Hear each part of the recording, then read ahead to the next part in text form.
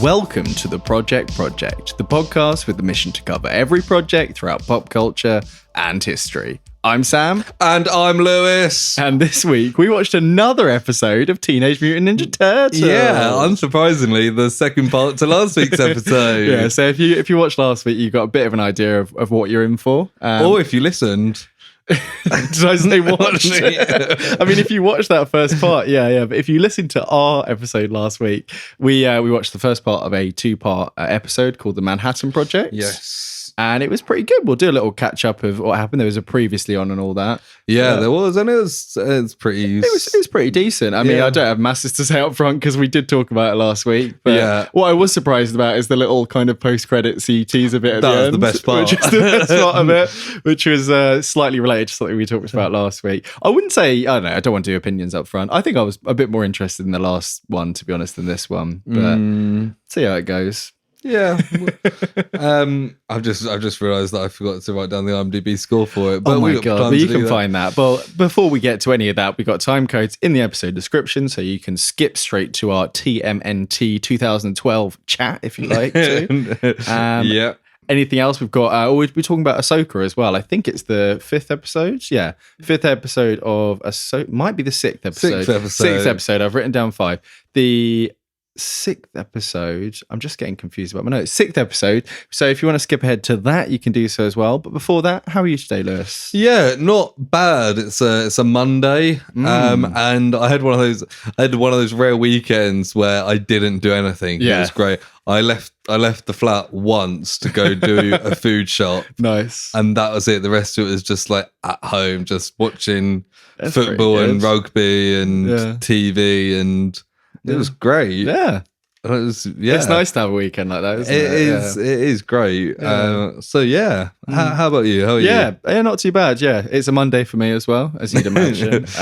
We do this in the same time zones. Yeah. I mean, if you couldn't tell by our definitely not stilted conversation, we do record in the same room at the same time.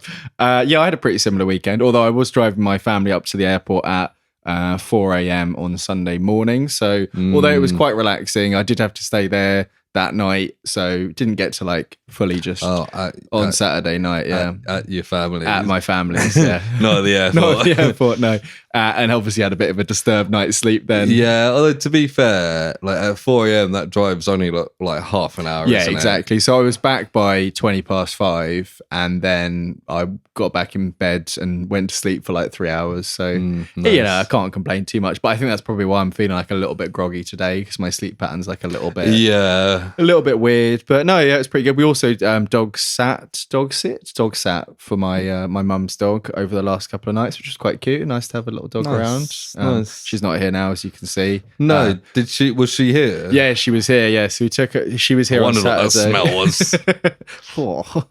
And I took her back to where my family live, and a friend of the family's looking after her for the next few days. So nice. Yeah, but that was nice. But I haven't really got anything else to talk about. Cool. Or report about. Speaking of reporting. You can't set yourself up. I was going to do it. Oh, yeah. But what was that first segment? Project News. Wow, it's a shambles today, isn't it? I've got no patience for your bullshit. That's all right. So the first one is from Geek Tyrant. Oh, yeah. And it's David Goyer. Goyer. David Goyer talks about his Nick Fury Agent of S.H.I.E.L.D. film project. Yeah, he's doing the rounds at the moment. I keep seeing him, and he must be doing some He was on a podcast. That's where this info comes from. Yeah. Not this podcast, unfortunately. He might have been on last week. I can't remember. But obviously, there's the ill-fated 1998 Nick Fury film with David Hasselhoff. Yes. And it's talking about David Goyer's involvement, like, 'cause he wrote the original script for it. Right, okay. And he said it was meant to originally be like the pilot for a series. Right. Are you going to make a series? They used to do that quite often in the 90s, didn't they? It was going to be a big feature film that then was a series after it, and the script for the film was written by David Goyer. A 15 million budget, and it was one of his earliest film projects. But then he was like, sometimes people will give Nick credit as a credit or cite that as an example of me not being a good screenwriter. I wrote a script, but the whole thing went away. Years later, they said, we're going to do it as a TV movie at Fox for like $3 million with David Hasselhoff, taking nothing away from David Hasselhoff. And he was asked if he wanted to like rework for TV, and he was like, no, fuck this, it's going to be shit. But obviously his name is still on it. Right, so okay, yeah, kind of like, that's the original. I guess if they don't make significant changes, I think they keep it. There's all, that's part of what's going on now, isn't it, with the strikes? But there's all kinds of rules about it. And this article finishes with, I've only ever watched that movie once, and it's one of those movies I never need to watch again. Yeah, I've seen people do little like breakdowns and stuff on YouTube.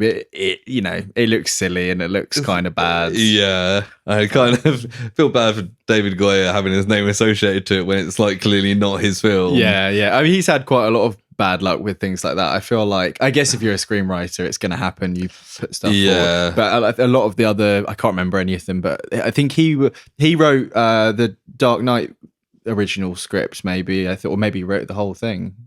But there was some discussion recently about, I think he wanted Jake Gyllenhaal for the role of Bruce Wayne Batman originally. And then Christopher Nolan kind of went over his head as director and went for Christian Bale in the end. And then cast Maggie Gyllenhaal. She was like, that surname, it's given me an idea. It's a good job they didn't hire Jake Gyllenhaal, because that would have been weird. I guess that would have been, maybe it was from Batman Begins onwards, but I heard the discussion was about, maybe it was Dark Knight trilogy. I think the other thing that came up was that I think it was Warner Brothers wanted them to recast the Joker for Rises, and the name that was in the thing was Leonardo DiCaprio, which I can kind of see. I think face shape, they could make him the same Joker. But I feel like Heath Ledger's performance is so like iconic, and it's so tied to him, isn't it? And he just died. Yeah, exactly. That maybe it was very like early stages floated kind of thing, but there was a decent amount of time between. I think I read in the original script he was like the judge when you've got like the kangaroo court. Yeah, with the Joker's the judge there, but they have it as Scarecrow. Kangaroo. Scarecrow instead. Stankcrow. I mean, it makes more sense. It would make the most sense for it to be Harvey Dent, because he's got the kind of judgment flipping the coin thing. But they kind of wrote themselves, there's some flies flying around to make things even worse in it. But Joker makes kind of second sense, because it's like he's like the court jester. You can kind of make a little chaotic kind of vibe there. Yeah. Scarecrow doesn't really make any sense for that role, but no, it's just was going to scare people into admitting guilt. It was just the one guy they had left from another film that they could be like. And he likes Cillian Murphy. Yeah, exactly. Yeah. So yeah, that's the next bit of project news I've got is from NME. My enemy. And it's one I sent you actually earlier this last week. Can't remember. Iron Maiden's Bruce Dickinson announced his new solo album and tour, The Mandrake Project. Right. Yes. Whoop. Yeah. So now and then we've had TV shows and films with project in the title released. We haven't really had any music. Nothing that's there really... was the Wager Project. Yeah.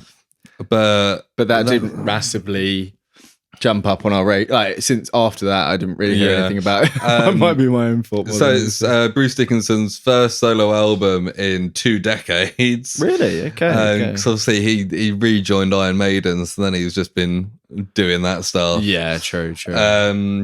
But it's coming out next year. Okay. So for fans of Bruce Dickinson or Iron Maiden, it's probably one to keep an eye out. I will probably be listening to it as soon as it comes out. Yeah, I mean, we can probably do something on it. Yeah, I don't know how. I mean, I feel like... To a song-by-song discussion, an in-depth review. I mean, why not? There's plenty of other past music projects that we've kind of discussed how best to do them in the past. As a single album, it might be a good way to test those waters. Here's the classic on-pod planning of how we would... song by song would make sense, and then talking about the album overall. Could do a bit of background in... It could be something to get third mic on, potentially, but I feel like we've got the kind of two sides that you need for a music conversation of them and I don't really know them that well. So yeah. But maybe get a third mic on. Yeah, it could be interesting. Yeah. But yeah, that's so it says coming out early next year, so we've got a few months to think about that. Yeah. But yeah, I'll be looking forward to that. Bruce Dickinson's good fun. He's a fun man, Bruce Dickinson, because I think he's like teetotal. Yeah, that sounds right. And he's also like, he flies the Iron Maiden plane when they go around on tour because he's a pilot. Yeah. And at one point, he was ranked in the top 15 of fencers in the UK. That's like, yeah. He's just got like a really random, like niche interest. He's done that classic thing where it's like you get rich and then you just pursue random shit. And he fucking loves his history as well. Like, he'll just write songs and be like, I'm going to write a song about Alexander the Great. Yeah. No, I do. Yeah, I know some of the Iron Maiden songs I do know they have historical kind of. So he's an interesting guy. I'd like to sit down and have a pint with him. Well, he does. There is a Iron Maiden beer or something. What is it? The Trooper Ale, is it? Yeah, which is pretty good. But you don't get it around a lot of places. But no, it's is that when they played like Download and stuff? They have it on. Is that right? Yeah, that makes sense. I think even when they're not a Download, they have it on because it's Download. Yeah, and people be like, oh yeah, let's get that. Does it say anything else about the album? Like, is it going to be any kind of concept album or anything? No, I think they haven't really got much info. Is it Mandrake Project? Yeah, interesting. But they're revealing some details soon. There's a tour going along with it, with dates in Mexico and Brazil. Lovely. Well, if anyone's listening from Mexico or Brazil, which, it is very possible, maybe go check it out for us. Yeah. Mandrake. I'm just thinking, the only thing I know about Mandrake is from bloody Harry Potter, where they're like, same. They're like jumping around. But hopefully he sounds better than the Mandrakes in that. It's because they kind of look like little people with their roots. That's why That's why she made them like that. The unknown author of Harry Potter. That bitch. But I've got one more bit of project news, hopefully something that you will know slightly more about. Also from NME. And it's Donald Glover's Star Wars project is now being developed as a film. Yes, I saw this. So is it Stephen Glover, his brother? Yeah. Who they wrote Atlanta together. I don't know how. I don't think they had any writing involvement on Solo, but maybe they. And Solo also went through the ringer with all the different people and stuff. Yeah, Lando after Solo was meant to be a Disney Plus series. Yeah. Hadn't really gone anywhere, but they've been Donald and Stephen Glover have been writing the script together, and apparently have got a lot of it done, and they're now making it a film. That's cool. Which is quite interesting. Usually you see stuff go the other way around. Yeah, definitely. I mean, I think the Armor Wars, the Don Cheadle Marvel one, has gone back and forth at least once. Yeah. I think that was originally... And obviously Inhumans was originally a film, and then... turned into the worst thing Marvel have ever made. That was all internal politics, wasn't it? It was is it Ike Perlmutter or whatever? It's the TV guy who's pushed out. Him and Kevin Feige were like warring, and Kevin Feige like hates the Inhumans, so he was like, you have to do it as a TV show, and the other guy loves Inhumans or something stupid like and it was that. partly as well because they got Spider-Man back, because Spider-Man Homecoming took the slot of Inhumans. Yes, that's it. Which caused issues. But so I mean, Donald Glover's Lando in Solo was pretty fun. Yeah, I think he was one of the more memorable parts of it. I quite liked Alden Ehrenreich's performance, but the film was... I think it was just kind of marred by like the weird expectations as well, because there was like, who is it? It's Lord and Miller who did Spider-Verse and Lego Movie and stuff. They were working on it. They filmed most of it, and apparently it was like too funny, too weird. There was like comparisons with his characterization as like an Ace Ventura kind of thing, and which is, I guess it makes sense like if it's and then he has tragedy and he kind of seriouses up a bit more. But they kind of did it was okay.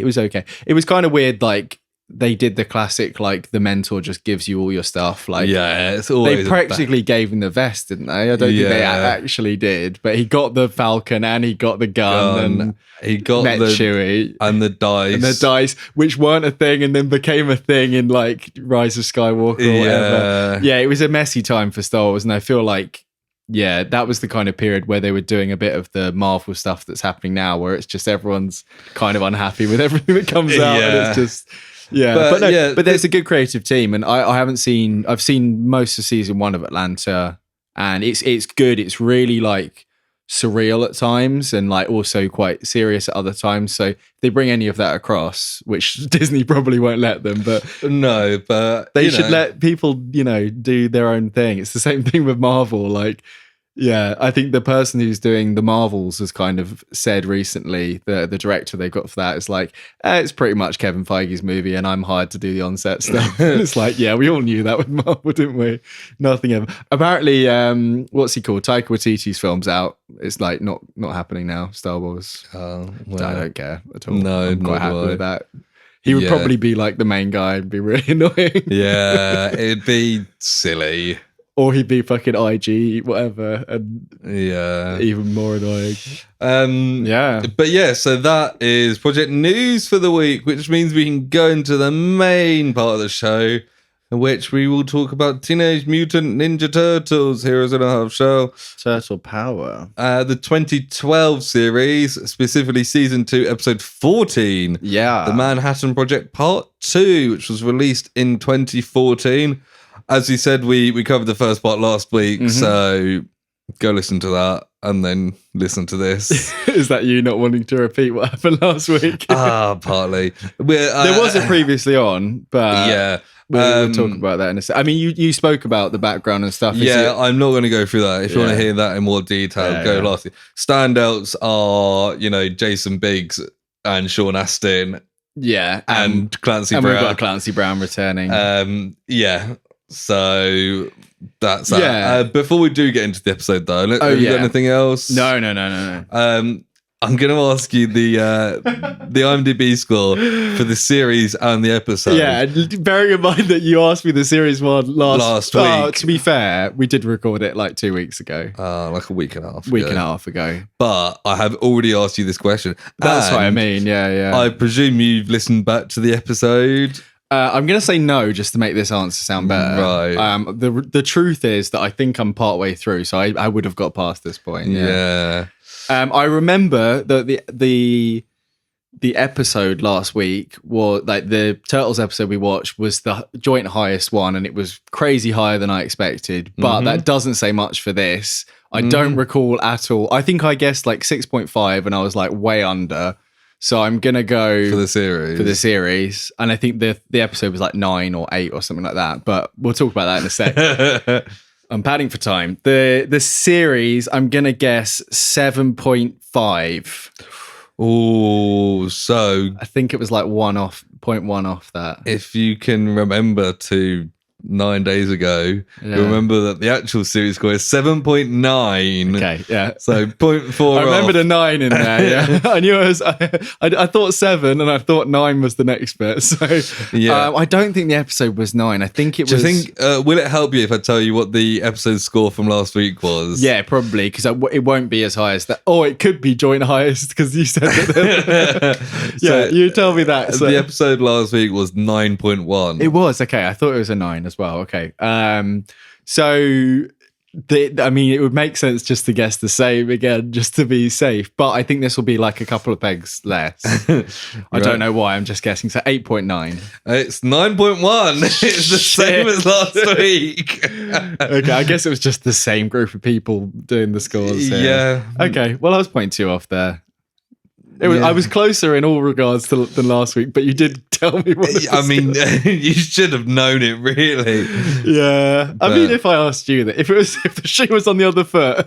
Oh, I would have known it easy. Yeah. I mean, I could... 7.9, 9.1. if we wanted to get these right, I could just be looking them up before this. Yeah, but that would ruin the fun. Exactly. And part of the fun is me not getting them right. Exactly. Right. So as you said, the episode starts with a previously on Teenage Mutant Ninja Turtles. Yeah. And we basically get all the key points. We get Miwa. Karai's actually called Miwa. Yeah, that's Shredder's adopted daughter. Who's actually Splinter's daughter. Yeah, when he was a human, like there was a fire and he thought he'd lost his child, but really she was taken by the Foot Clan.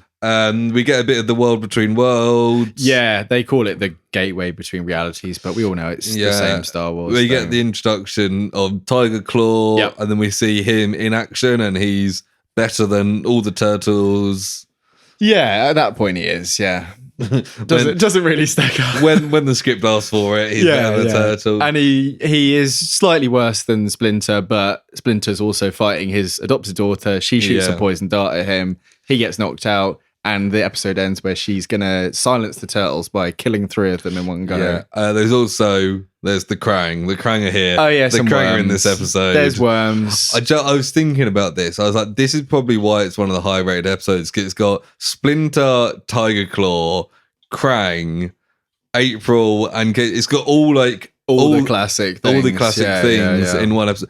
And if Tiger Claw's an important character going forward, people might be like, oh, this is a cool intro. I imagine it's rare that you've got a Shredder and a Krang episode. I was wondering that because I looked because they're completely separated plot lines in this, aren't they? They are, yeah. But I think there was mention that they get the mutagen from them, so I think Shredder's got like a deal to get the mutagen. But and when they've kind of got their own. When it all comes together at the end, most of the characters are really shocked about the giant worms because they didn't know there was any worms. What the fuck? That was quite funny, but we get the intro, which has the classic Teenage Mutant Ninja Turtles. I liked it more this time. So did I. I was like, you know what? I actually quite like this. I think because and I actually, after watching this episode, I went and watched a couple of the intros on YouTube. The first one, the original one, is the best one still. Of course. But this is up there, this one. Really? There's 2003. The animation's great in that. It's very kind of, I wouldn't quite say Jackie Chan Adventures, but like very fluid 2D animation. Yeah. Very nice. Kind of like early Batman animated stuff or like mid-2000s Batman. The intro is absolute shit. They tried to do something else. It's really bad. There might have been a 90s one I didn't watch. And there's also one from like a few years ago, which it still has the hook, but like the rest of it is all a different thing. So I'd say out of the ones I listened to, this is like, this is probably top two. And I liked that it had the bit of like, oh, Donny's this one and Leo does this. Yeah. And they Raph actually is this spend guy. more time on it in this intro than in the original. Because I listened to, in that it's just like Donatello does machines, Raphael is mean or whatever it is. Whereas this, they do like a little double line of each one. And it's, it gets to know the characters. It does what you need it Which to. I always feel like is important with the Turtles because if you don't know which one's which. If I don't pay attention to them for like 6 months, I have to relearn which one's which. That is bizarre. I must have watched more of it. Or maybe we've just got different brains, but I must have watched. I didn't watch a lot. I think I watched it. I had some toys. I had like secondhand ones. I had some from toys. Yeah, but when also, you can call them whatever you want when they're your toys, can't you? Yeah, exactly. This one's called Harry. in the fucking 90s, the action figures weren't going to talk to us, were they? No. They were just solid bits of plastic at that point. Yeah, you'd be lucky if you got movable arms, or all 4 arms. I was going to say. But technically they're 2 legs as well. Yeah. I think mine had movable arms. Yeah, they'd normally be up and down, but they wouldn't be on a ball thing. That was later on. I remember when they started doing them at Dave's Comics in Brighton. They started doing the like more collectible kind of ones. Yeah, when I was probably a teenager, and they were always like 15-20 quid, which was isn't like crazy for an adult to collect them, but for like a kid or a young person, it's like quite a lot. Yeah, because they're not really meant for playing with, are they? They're posable more than Yeah. It's a shame, really. Yeah, like toys should be played with. Yeah, they should. Yeah. Anyway, we get into the episode, and it carries on straight from with. Yeah, it does the bit where she's like, "I'll silence you for good." Karai, but then just as she goes to, I didn't realize she was actually going to kill them. them. Yeah. But she's literally going to kill them. But Tiger Claw like stops her. Yeah, and he's like, "Oh, Shredder is going to deal with them." Shredder wants to do it. And then as they kind of arguing about that, Splinter kind of wakes up because he's been like knocked out at the end of the last episode. Yeah. And he throws some throwing stars, Yep. and it perfectly cuts the rope of the turtles who are tied up. And they run off. Yeah, they run off. Mikey uses a smoke bomb and they escape. And then the villains are like, "Arr." But they've still got, and then Shredder Splinter knocks out again, and then they take him off. Yes. Then there's an earthquake, which is an ongoing thing in this double episode. Yes. Which we figured out last week didn't really make sense. No, because they said there was a pattern. It's either the portals that are bringing the worms in are causing it, or the worms are causing it themselves. It's some sort of combo of that. That you're about to sneeze. They're back in the tunnel. Is Casey Jones, April O'Neil, and Donatello. See, then I had to double check which one it was. No, I was just trying to remember if I'd given it is April O'Neil, isn't it? Yeah. Casey Jones always makes you think of that Grateful Dead song. Yeah, me too. I wouldn't be surprised if he's named after that song. Oh, he almost definitely is. I mean, it'd be a weird coincidence if he's not. It'd be weird if it was the other way around. Well, the timelines wouldn't make sense. Yeah. That's why it would be weird. But the slugs chasing the three of them. They do the one with the little creepy face again that's like smiling at them for a second. Yeah, so I was confused about that. I thought that the worm had gone past them and that was the worm's bum. No, there's a smaller one. Like, why has the worm got a smiley bum? There's a small one that's like smiling at them at the start of this bit, and then they run off, and then a bigger one chases them. Right. Smiley bum. Casey Jones is like, "I'll slow it down." He sprays some spray paint in its face, and no, he throws the spray paint. It blows up, and it just makes paint on it, and then it tries to eat him, and then he gets eaten. And then so like Donny's found like a ladder out the sewers. Yeah, and he's sticking out his.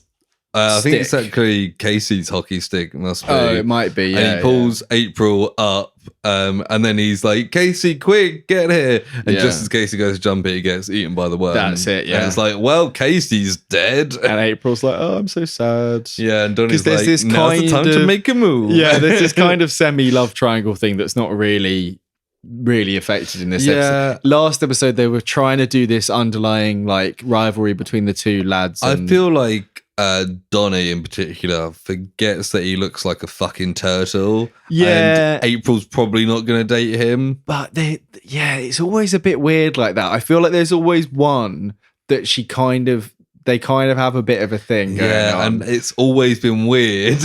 Yeah. Absolutely, yeah. Like, ugh. And it's not like like say Splinter had a wife and then he turned into a rat. Yeah. And you could like continue on that marriage because like I love you for the man you was, even though you look like a rat. Whereas these guys have always yeah, but it doesn't have to be physical. No, exactly, yeah. No. But these guys have always been turtles, so it's like but they've got the brain of a person. Yeah, but they still look like a turtle. Yeah, but yeah. So you're saying to start a relationship with someone that looks like a turtle is weird. Yeah. But to continue, and I don't think that's controversial to say. No. I mean, it might be something to do with the fact that, as we said last week, this version of Splinter is quite handsome, to be honest. So maybe that's changing your opinion a little bit. This is peak Splinter, and we see some more of it. We see some more of it in this episode. Yeah, he does a little bit of. He's always right at the end. He's like, "I'm back, baby. I'm back, baby." But anyway, the other three turtles. So Mikey, Leo, and Raph, who escaped Tiger Claw. At the back of the base, and they're like recovering. They're arguing a bit about what to do. Yeah. And Mikey's just like, we need to go to Splinter's lair. We need to go get. We need to go to Shredder's lair. We need to go get Splinter's lair. Yeah. And he does like a bit. He tries to do like a rousing speech with an analogy, and it's just talking about cheese. It's a cheesy speech. That's very true. But it does inspire Raph in particular, and we get a little montage of them getting ready. And it's that was quite cool. I like the use of, they kind of changed the aspect ratio a few times in these two episodes. Like in that montage, it does a kind of little widescreen. And when they were speaking Japanese last episode, it went like really kind of letterbox with the subtitles. They play around with the format a bit. But Donny and April are now on their own mission and they want to stop the Krang, and they go visit some old guy called Jack Kurtzman. Yeah, no idea. He either seems like some sort of like agency guy or a conspiracy guy. Yeah. I'm not sure. He's like an older guy who wears a suit. He seems like a kind of 50s kind of agency kind of. Yeah, he's kind of maybe like a retired detective kind of thing. Yeah, and or his maybe walls have got the classic, like, there's pictures with pieces of string between them and stuff. Exactly, yeah. And he's called the Krang scheme the Manhattan Project. Yes, he knows all about it already. Do you think he knew that name had already been taken? Maybe in this world it didn't, maybe. Hmm. How would things have gone different? Maybe they just called it something else. Yeah, like the Queens Project. Yeah, because the place was located in Queens instead. That makes a lot of sense. Yeah. But then we get Splinter wakes up at Shredder's lair. Yeah, and we find out that he's been poisoned, but it's because he's a mutant, it's not going to kill him. It's just going to slow him down for a bit. And like he's kind of arguing with Splinter and Shredder arguing a bit. And Splinter's like, "You're wearing a mask, you coward." And he's like, "I don't wear a mask because I've got some humanity remaining in me." Yeah, and I think Shredder's like, "It's because of you." And we can see he's kind of got like a bit of a scarred or maybe burnt face. Yeah, he's got a bit of an Anakin look to him. Yeah, I imagine the same fire that almost killed his daughter is probably... I thought you were going to say the same fire that caused Anakin's scars also got Shredder. I saw something today, like a tweet or something that was like, or an X, sorry, I should be calling them. I saw an X today and they said to... we were talking... This won't work. Before, that's what they said to me. Before recording, me and Lewis were talking about the stupid rebranding of Twitter and how it just fucks with the whole... What do you call a tweet and a retweet? I imagine it's an X and a re-X, which is just the worst. X is the website. So if I say, oh, have you looked at your X today? I'd be like, sorry? I mean, that is that implication. But it's also like, is that talking about the website or a specific tweet? They've called them posts now. Oh, that's boring. That's just copying. Everything's from fucking posts. You have posts on Facebook. You have posts on Reddit. One suggestion has been Zeets, pronounced Z. Oh yeah, I already pronounced it that way. Xeets. Do that because that'd be ridiculous, and nobody would respect them. Yeah, no. This article from the start of August from New York Times suggests. Just call them like schlablagablongs or something. Maybe slightly shorter. Splongs. It was saying that somebody was like, "Oh, I've just found out that Anakin was only 23 when he became Vader. He should have been at the club. What was he doing? It's like, why was he not living his life?" I mean, we found out in the last episode of Ahsoka that once you're a Jedi, you don't have a fucking life. Yeah, you're a soldier for life. Has that person not watched Star Wars before? But the fact that he's 23 hasn't really. I suppose it makes sense. Yeah. Considering he's like a kid and then he's... What is kind of weird is that when Vader dies in Return of the Jedi, he's in like his mid-40s. Yeah, why is that weird? I don't know, just in those films, he seems older and he's an old man. Yeah, because originally it was kind of pitched that he was like a contemporary of Obi-Wan. So you just imagined him being the... Oh, no, but they do say master in that, do they? Yeah, and I guess he's also like Luke's his son and Luke's like a fucking But also, teenager. Alec Guinness was way too old for like now the timeline. Yeah. They didn't really even explain it in the Obi-Wan film. I mean, it's almost as if... The two sons. They didn't think about a lot of these first films, and George Lucas made it up as he went along. He always does. And look at the joy it brought millions, and the rage as well. But yeah, anyway, Shredder's about to kill Splinter, and Karai's like, no, he's like weak. You'll be a fucking coward if you kill him like this. She does the exact same thing that happened to her earlier, and as Shredder's about to do the slice, she kind of goes, ching. And then Toe Claw's like, yeah, she's got a point. It'd be pretty shitty if you to kill him in this state. Yeah, imagine like it wouldn't go very well on the Turtlespedia.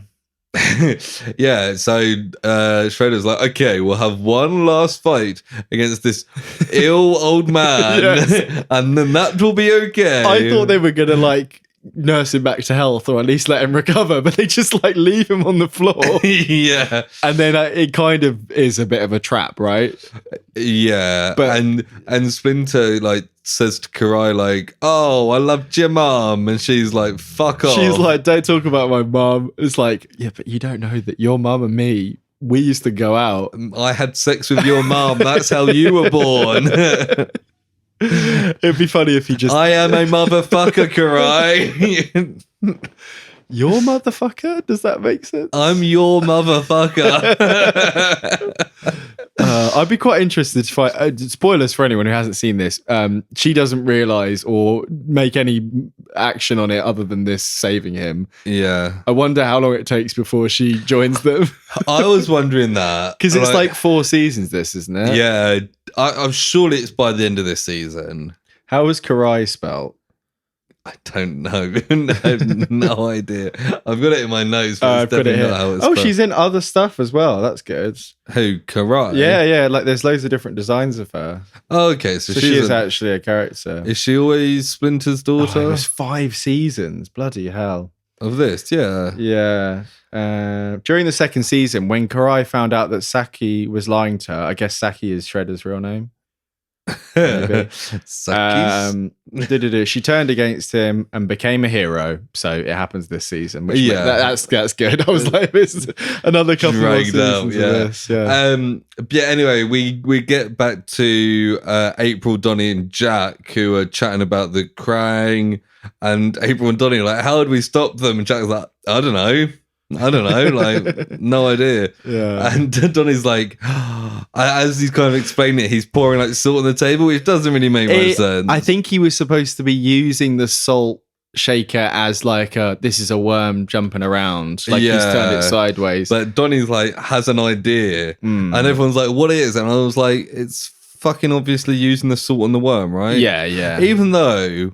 they're not slugs, they're worms. Yeah, and there's no guarantee that it would affect them the same way. Like water might affect them the way... another bloody universe. Yeah, Dimension X. But anyway... It's also like, this is just June. Like, the worm thing is just the same thing as June. Sam, it's September. But it's the same thing from Dune, isn't it? Yeah. Like, even the faces, I guess the designs have changed over time with those... like different adaptations, but it's the same thing. It's the same as June. And they're riding them and they're holding the worms or But as they're doing this, Casey calls April and everyone's like, but I thought he was dead. You told me he was dead. Yeah. April's like, what? I thought you were in a worm. And he's like, I am in the worm. Is he doing it hands-free? Because he's like... oh no, I thought his hand was like his that. hand stuck up there, yeah. He's kind of got like a bit of like tongue or intestine like wrapping him up. Yeah. He's like, I'm being digested, like, please help me. Things aren't going great here. He's like burning from acid. Like, yeah. But then we're back at the lair of Shredder. Yes. And we see Leo like looking up at the building and he takes out 2 of the robot guards because it means he can behead them. Yes, and this is what I said last week, because they're only in it a tiny bit at the start of the last episode, and I was like, it's flickering, right? The light, yeah. Yeah, I thought it was me blinking. I know, I've been thinking that for like weeks. I do that quite a lot. I blink and I'm like, was that the light? No, it was me blinking. No, I've been trying to like hold my eyes open. Yeah. It is the light. It's really like every time because I don't really have this light on. It's only when we record, really. Yeah. So yeah, I every time I'm like, it makes me jump every time. It happens to me quite often, but a lot of the time it does turn out that I've just blinked. Yeah. And it's like, oh yeah, I just blinked unexpectedly. But this light. But yeah, last week I was like, I'm pretty sure the robots, as we say, it would make sense so that you can use swords against them because 2 of the turtles use bladed weapons, and if it wasn't, you either have to make them like mystical ghost warriors or robots, and they've gone the latter. But he takes it and he sees Splinter on the floor where Shredder left him. Yeah. And he goes down to see him, and Splinter's like, go, get out. And then there's the room lights on fire. All the like sconces down the side. That's a good word, isn't it? Yeah. Like in a row. They're like, there's weird kind of glass panels with like water underneath. Yeah. Which only happens because of what happens Yeah, later. I didn't really get that. But, And suddenly there's like people and they're like, rah. Shredder's there, Tiger Claw grabs Leo. Yeah. And Tiger Claw's like, and he's like, I sense no other turtles. Yeah. Which turns out to be Tiger Claw being a fucking idiot. Well, they probably just waited down the road. So Tiger Claw being a fucking idiot. And Shredder's like, hey, Leo, like, watch this because it's time to fight. It's time for me to Round beat up one, fight. this ill old man. And they start fighting. At first, Splinter dodges quite a lot, and it's like, oh, okay. He keeps showing his point of view, and he's like, woo, woo, like he's like drunk, basically. Yeah, but then he gets like kicked back, and at that point, it's like, yeah, he's fucked. Yeah, and Shredder's, as his classic thing, he's got the big Wolverine style arm blades, and luckily he's not hitting any of them on him. He's just doing his kicks on him and the backhand. Yeah, of course. But he's doing pretty well against this drunk old man. But like watching on, we see is Raph and Mikey. Yes. Who are just kind of in the window that Leo came in. Apparently everyone's just like, oh, so he came in there. Let's just leave that. Leave the window. Let's not get more guards or think about how this one turtle got in. Yeah. But Shredder's like about to kill Splinter. He's got these claws up to his neck, and then there's another earthquake. And Shredder comically falls in, breaks through this glass and falls into the water. Well, the glass like breaks, and then Splinter does like smash it with his hand. Oh yeah. So he does a little bit there. And suddenly there's fireworks everywhere. And Raph and Mikey jump down. And they're dodging past everyone. Tiger Claw's like, rawr. And then just like that, yeah. And they get past and they grab Splinter and they get out of there. They do another smoke bomb / firework. Yeah, and I was like, that was fucking easy, wasn't it? I know, they did pretty well. What sort of evil lair is this? But that's also the kind of classic ninja shit they should be doing. Like, once they're in a fight, that's not really that ninja anymore, is it? Then they'd be the Teenage Mutant Karate Turtles. Or Samurai, I guess. Yeah. Or big fighting pals. Big fighting pals. They do have big legs, don't they? They do. I noticed it in the opening. They are wider than their heads, I think. Yeah, like tree trunk legs. Tree trunk. Good for kicking, probably. Yeah, although they don't have like feet. It's just straight down, so they wouldn't have that like ankle. They wouldn't be any good at sneaking or jumping or leaping. No, just boom, boom, boom, boom, boom, like a horse. Boom, boom, boom, boom, boom, boom, boom. Yeah, like that. They've got elephant feet. Sorry, lads. No, it's fair. Don't worry about it. Okay, I represent these turtles. So, but Donny and April are back in the tunnel. He's like, I'm gonna attract the worm, and he starts bashing his stick around on the train track. On the tracks, so he's whacking it to make like the vibrations. He's whacking it on the track. And April's like, that's not gonna fucking work. And then she says that the worm appears, and he's like, Barr! It's like, I'm the same worm. We know because I don't know. They should have kept the paint on its face so we know. But yeah, I think it's just the same worm. And they've brought some salt to attack the worm with. Yeah. They brought like 3 salt shakers? Maybe like 4 at the most. And they've got the original one from the apartment as well. And their plan is just that like April just kind of pictures them and Donny just hits them in the direction of the thing. Yeah, and they hit the worm, but it's not a lot of salts. The worm's just like, whatever. Yeah, and like obviously the worm goes, hey, that turtle just assaulted me.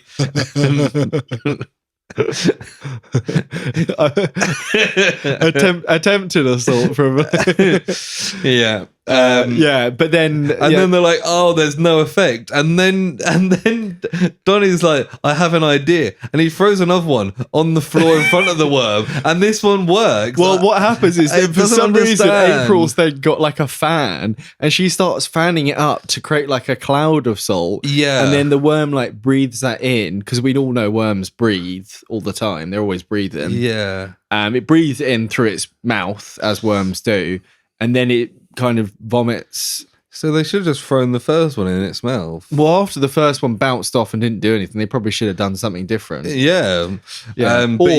Normally you do just do a big pile of salt and then they go into it like normal slugs and then they start burning, or you can put it on them. But people, I've always thought that was really weird. And like, you know how I feel about slugs in general. I still thought that's nasty. That's like a bit sadistic, isn't in it? this. No, in real life when people salt slugs. I think I think it's quite good. Like, you can do the coffee thing where you pour coffee grounds and they go up to it and turn around. Yeah, but people like do that, but burning them alive to death, it's just a bit brutal. Well, it's more like a melting, isn't it? Really, even worse. I don't know. I've never looked up like how much pain they feel. Must be a lot. You'd say that, but imagine if there was salt poured on you. I'd be fine with it. No, if it was big enough salt crystal, I mean, not big enough that it would crush me. Obviously, if you threw a load of sodium chloride rocks at me, no. But like, I think certain salts do burn, don't they? Like, lye or whatever. But yeah, I don't know. Different creatures have different nervous systems and stuff, but octopuses and stuff have like more than us. So maybe slugs are on that side of it. Yeah. Or they could be on the side where they just don't. And I don't like oysters don't have any nervous system at all, so they can't feel any pain. Yeah, but they're basically rocks, aren't they? No, they're the bit inside the shell. Half shell. Don't know. Half shell. Teenage Mutant Ninja Oysters. Well, what a world it could be. That would be such a worse show. But yeah, anyway, this one doesn't bubble and burn. Sewer oysters. It's like something from like Always Sunny. You can imagine Charlie and Frank have got their sewer oysters. Yeah. But yeah, the one throws up Casey and he's fine. Yeah, of course. We get a quick clip of Karai and Tiger Claw like hunting down Splinter and the Turtles. They're tracking them down, and we see Splinter is like, I need to rest here on this rooftop. And then he's like gonna meditate, and he starts going, Yeah, and they're like, okay, we'll just protect him in case the goons attack. And then the goons attack. They turn around and the goons are all there. And then we get a bit of a fight, but obviously it's in the favour of Tiger Claw and Cogs. They outnumber them. Yeah. And Tiger Claw breaks Leo's sword at one point, and it's like, this guy's not fucking around. He's going to kill these turtles. He's not fucking around. He's going to be having turtle soup tonight.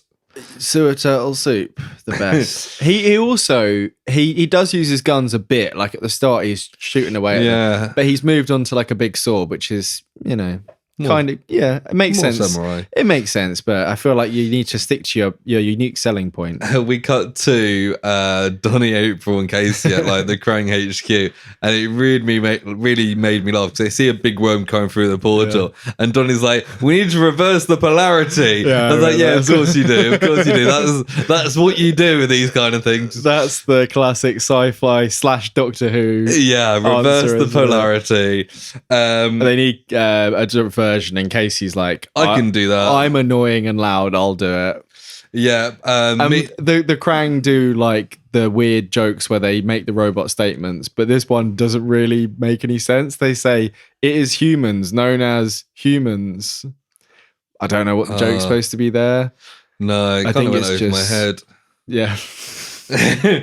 This is cut as well with Splinter. He's woke up from his meditation. Yeah, and he kind of punches Tiger Claw back, and now it's like a 4v4 fight. Yeah, exactly. And they've got like fucking the greatest fighter in history on their side, like the Muhammad Ali of ninja fighting. This is Splinter, is it? Yeah. Not the weird fish guy who has robot arms. No. And not Clancy Brown's robot werewolf man. Yeah. There's a bit where I think it's Raph is up against that fish guy. Yeah. And he's like, oh, it smells like fish over here. And I'm like, no wonder these guys fight for Shredder. Because like, you got these annoying teenagers just taking the piss out of how you look and smell all the time.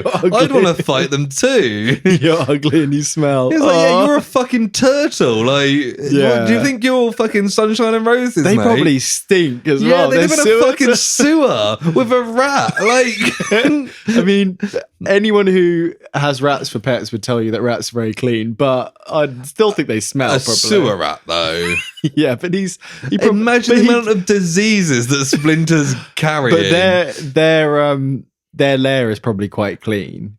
But they have to run through like the dirty sewers. And it probably still smell. It's like if your neighbor was a sewer.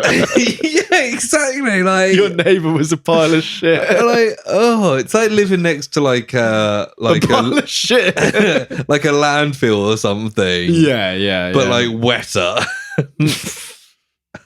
Cesspool. A cesspool. Cesspit. Cesspool. I think it's the same thing. Cystic tank. What's it called? Septic tank. Septic tank. It's just a different thing. That's a different thing. Weird, because it is the same thing, isn't it? Yeah, we don't really have septic tanks as much over here. They have them for like RVs and like mobile caravans and stuff like that, don't they? Or in festivals, that's what that is, isn't it? Yeah. Pretty much, yeah. But they seem to be in like a lot of American housing and stuff. Yeah, I mean, they put them up in half a day and then they have to just stick a big tank on because they don't have sewage. Yeah. It's not how it works, is it? But it's pretty much how it works. Pretty much is how it works. It's kind of grim when you think about it. Yeah. But Casey takes out some of the Krang with they seem to be doing like really well against he's them. got these like toy grenade things, a bit like Hobgoblin or Green Goblin type stuff. And he throws it and the Krang's like, what? This is just a toy. This isn't going to hurt me. And then it blows up and the brain runs out and it's okay. Donnie's confused with all like the wires because he doesn't know how to reverse the polarity. Donnie doesn't do machines. And then the worm starts like attacking them as well. Yeah, and then this is, I think, when April's like, oh, of course, we need to do the Paul from June thing. And she jumps up on the back of a smaller worm, but still a big worm. Yeah. She starts riding it round, and then they just like smash everyone. Start attacking the Krang. Meanwhile, Leo doesn't want to fight Karai because he's like, no, you're basically my sister. Basically. And then there's another earthquake. Yeah, and then Splinter like gets Tiger Matey like on the ropes, doesn't he? Yeah, well, he's got him on the ropes, but as there's an earthquake, like Karai like falls off the edge, and Splinter goes to save her, and Tiger Claw steps on Splinter's tail and stops him, and it's like, now you're just being a dick. I mean, so in a way, him cutting off Tiger Claw's tail actually probably did him a good. Or have your tail tucked in when I guess they use it for balance and stuff, don't they? Yeah, I wonder how long it took Splinter to get used to having a tail. Yeah, because he'd already trained for, let's say, 20 years. He'd have to get a whole new set of like chairs and stuff. I mean, I couldn't sit here in this chair with a tail. I suppose, particularly not like a rat tail. Yeah, because they're really thick at the base, aren't they? Like quite disgustingly thick. Yeah. I mean, dog tails are quite gross if you look at them up close. Like a hairless, not I've been looking at my dog's tail up close, but you know, like the bit that joins, you kind of forget how like it's part of their spine that just carries on. It's quite, but I always think of rat tails as just very like a rat tail haircut where it's just like a little bit. Whereas they're quite like muscular, quite meaty. It's like a worm, isn't it? Yeah. If it was cut off, it would be a little worm. Anyway, Leo stops Tiger Claw getting Splinter, and then the big worm appears next to them, and they're like, whoa. Yeah, and April's riding it with Casey Jones there as well. Tiger Claw like immediately was like, I'm going to fucking get that worm, I'm a tiger, and just jumps at it. He doesn't know who he's fighting, he's just like, let's get the worm. What happens there? Because as well, is this when Splinter does the pressure points on him, or is that after that? So he goes to fight the worm. I think he gets hit back, and then Splinter does the pressure points and hits him. And then his jetpack goes off, and he flies into the worm's mouth. Yeah. And then Donnie's reversed the polarity because he's watched an episode of Doctor Who before. Exactly. It's the time of the episode where he's done it. Yeah. And everything is getting pulled in, all the Krang, all the worms. The big worm vomits on him because it's a kid's show. So that's quite funny. And then April and Casey are flying towards it as well. And he's tied a little rope to secure himself. Yeah. I kind of thought this might go like they're in Dimension X for a few episodes. Yeah. But it's the end of a second part. And it's kind of like what he did before. He stuck out the hockey stick to grab them. And this time they do grab on, and then he turns the portal off and everything stops, and Donnie's did it. And Casey's kind of really proud of him, and he's like, you're all right, actually, even though you're a disgusting reptile that keeps trying to bang my girlfriend. Fist bump. Just keep that fist away from her. Bump. Yeah, except their fists are anything like their feet. Oof. I mean, you've seen what their fists are like in this. They probably are quite similar. The feet are much bigger, though. They're really big. Well, you should have said it if they're dicks or anything like those feet. Then I'd probably stay quite far away, personally. Yeah. Yeah. That's Splinter Dick on the other hand. But then like it's the end of the episode, so they have like a debrief between the two plot lines and be like, oh, we were riding worm. I think I missed this. I thought I know it's quite a short episode, so it's probably only like a minute or a minute and a half of screen time, but I must have looked down or something. So I missed this whole bit where they discuss. They stand on the roof, they're talking about what's happened, and everyone's happy. Yeah. And one of the turtles is like, I can't believe that like evil bitch Karai is your daughter. And Splinter's like, yeah, well, you know, she's been brought up in a bad way. And the camera kind of zooms out and she's like behind the wall listening in. And she's just like, oh. And like, Splinter's maybe like, I shouldn't join them. Splinter's like, we've told her everything. Like, she'll make her decision when she makes her decision. And it's kind of like, okay. And then one of them's like, I wonder where the worms ended up. Right, okay. Yeah. And then that leads into, we get is it 1990? 1987 or something it is. Late 80s. The four turtles who look way more similar to each other than the modern turtles. They do, yeah. It is literally just the colours that are different. And it's them, and I think maybe April's with them. They're standing on a rooftop and they're watching. I think it's just them, actually. Might just be them. And they're just watching this giant worm kind of like slugging around in the streets. Yeah, and they've got their really like droopy pizza that they always say. And then they're like, we're going to go take it down and order some pizza. And there's so much like 80s slang thrown in there. And then as they jump down, they're like, cowabunga. And it starts doing the do. Yeah. Like, in the background. I was like, oh, that was fun. I was thinking maybe I should watch the 80s series. I thought about it as well. It must be on Paramount Plus as well. Quite possibly. Think, let me have a look. Because it is good. And that's what made me go straight into watching the theme, because I was like, oh, I want to check it out. Yeah. So I think the music that plays isn't actually from the theme. It's just like the episode music they were playing kind of thing. Yeah, that makes But it's quite sense. like, it's quite pumping kind of synthy 80s tunes. Teenage Mutant Ninja Turtles. And that's the it also end doesn't of help when you search for Teenage Mutant Ninja Turtles, almost all of them are just called Teenage Mutant Ninja Turtles. Yeah. I think this version was originally called TMNT when it first came out, and then they just renamed it since. So there's one from 2003. Yeah. There's one which is the one we're currently watching, 2012.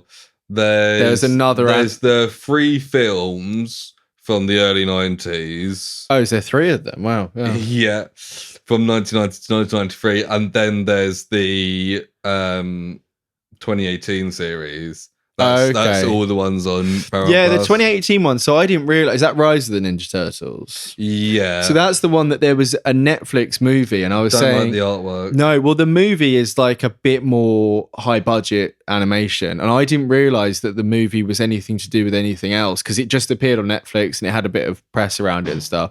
And the film was genuinely very good, and it has a whole thing where Casey Jones is from the future, and it's like a Terminator Krang apocalypse thing, and there's this whole sequence at the start with like old Ninja Turtles. They're all like mystical masters, and Casey Jones is like the apprentice, and then he gets sent back in time to the present to like stop a heist from happening, and it kind of all goes from there. And he's like, you guys are all like shit compared to your future like master selves and stuff. It is a cool little twist on it. Splinter looks awful in this series. Really, I don't really remember.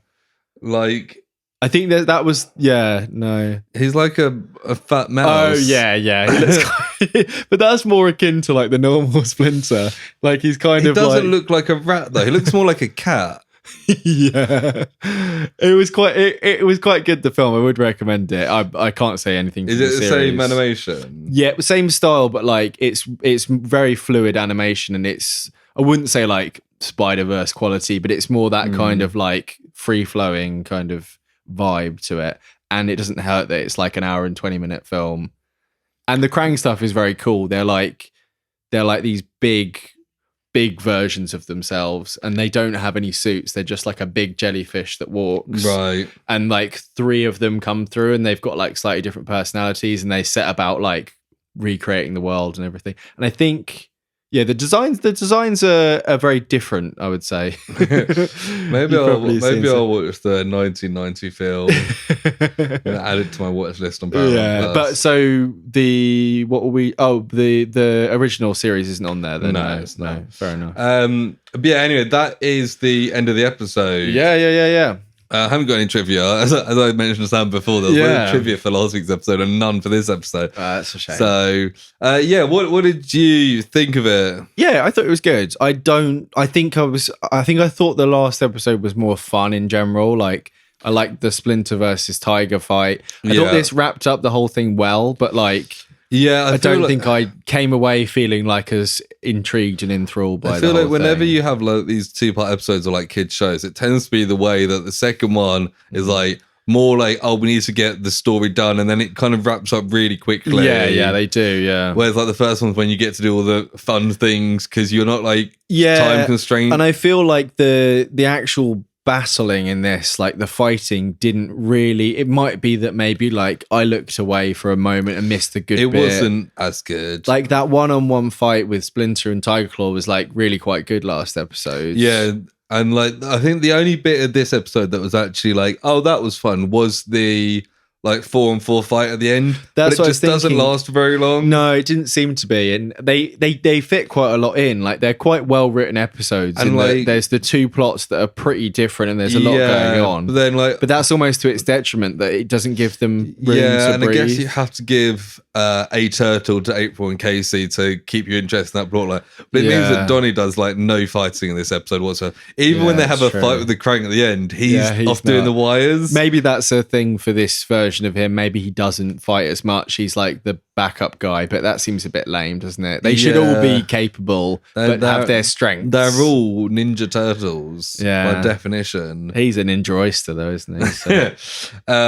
But as I kind of said up front, I can see why this episode's rated quite highly because it's got April and Casey up to shenanigans. It's got the crying. It's got Shredder. It's got Splinter. It's got the reference to the original series as well. It's got the reference. It's got Karai building on that storyline. So if you're a fan of that character and know she's going to come to a good side, it's probably be quite big in that.